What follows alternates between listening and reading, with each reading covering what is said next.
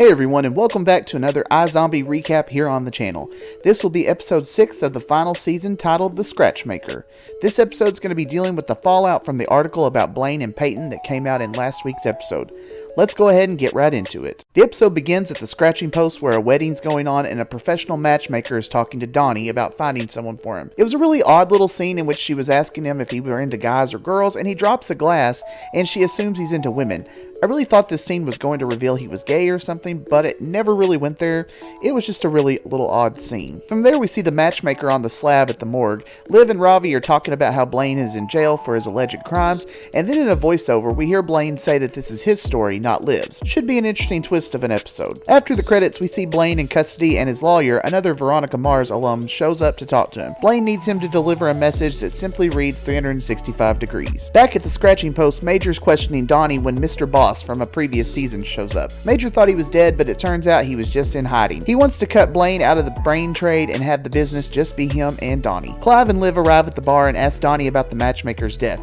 Donnie tries to trigger Liv to have a vision by knocking glasses off the bar to get the name of the person that the matchmaker wanted to pair him with. The evil food truck lady is leaking word to the media that the brain supply is drying up, and it's all over the news. Blaine gets bailed out and shows up at the reporter's apartment unexpectedly. He threatens her, but she seems unfazed. She throws his feelings for Peyton in his face and tells him how Peyton could have cared less about him.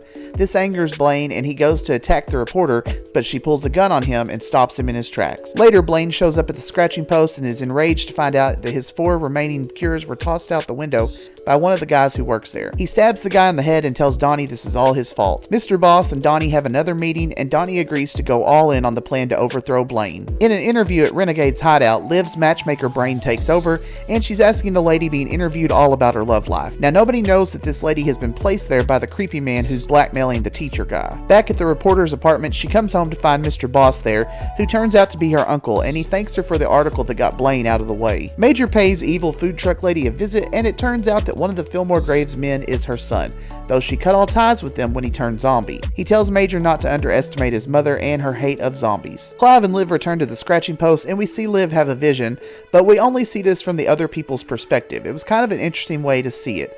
This gives Liv a clue as to who the killer is of the matchmaker, and they bring in a lady we saw at the beginning of the episode who apparently was mad that the matchmaker set up her son with a zombie. Major plans out a way to get the brain trade back, and Donnie and Mr. Boss fall for it and agree to charge less for their services. Blaine meets up with Donnie at the scratching post, and Donnie lies to him and says the brain smuggling business is done and that Fillmore Graves has found someone else. Blaine goes to a college dorm and offers a girl $50 million for her brain once she passes away.